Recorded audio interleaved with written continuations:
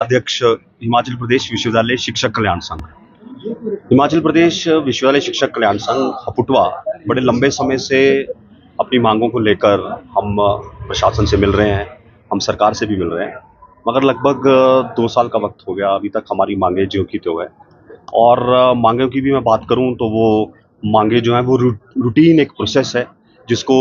सिर्फ हिमाचल प्रदेश विश्वविद्यालय में सरकार की एक अधिसूचना है उसके तहत रोका गया है। मैं बात कर रहा हूँ करियर एडवांसमेंट स्कीम की। करियर एडवांसमेंट स्कीम के तहत हमारे हिमाचल प्रदेश विश्वविद्यालय के अंदर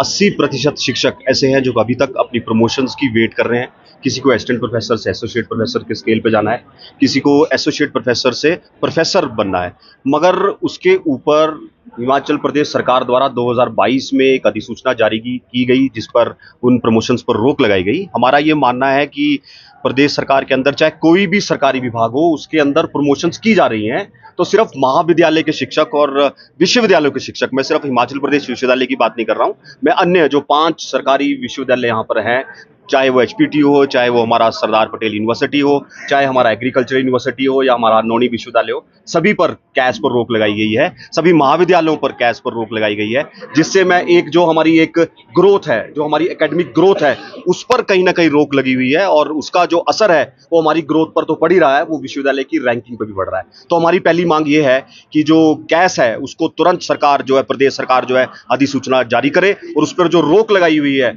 उस रोक को तुरंत हटाया जाए, जिससे हमारे जो अपनी प्रमोशन की वेट कर रहे हैं जो हमारे शिक्षक, वो उस प्रमोशन उनको दी जाए। और एक बात मैं क्लियर करना चाहता हूं कि उसमें कोई जो सरकार का बार बार ये तर्क है और हमारे को तर्क दिया जाता है कि उसमें कोई फाइनेंशियल बर्डन सरकार के ऊपर रहेगा, तो उससे कोई ज्यादा फाइनेंशियल बर्डन सरकार के ऊपर बनने वाला नहीं है और एक रूटीन प्रोसेस है जो हमारे को मिलना चाहिए, जो पिछले 4 साल से हमारा ये प्रोसेस रोका गया है। दूसरी हमारी जो मांग है वो मांग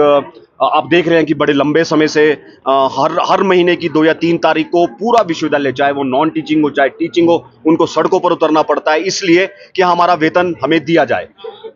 ये बड़ी असमंजस की स्थिति है, क्योंकि उसमें कहा जाता है कि सरकार के द्वारा जो हमारे को वार्षिक अनुदान 152 करोड़ रुपए का जो अनुदान हमें दिया जाता है, वो अनुदान अब वार्षिक ना देके, छमाही ना देके हर महीने दिया जाता है और उन फाइलों को साइन करने में देरी की जाती है, जिसके कारण से 1 तारीख को जो सैलरी आनी चाहिए वो 8 या 9 तारीख को आती है। तो ये प्रश्न सैलरी का भी नहीं है, प्रश्न है कि हमारे विश्वविद्यालय का जो एक सिस्टम है और हमारे विश्वविद्यालय की जो एक परसेप्शन है, हमारे विश्वविद्यालय की शिक्षकों की जो एक इमेज है, उस इमेज को कहीं ना कहीं खराब किया जा रहा है। और अब उसकी भरपाई के लिए ऐसा भी सुनने में आ रहा है कि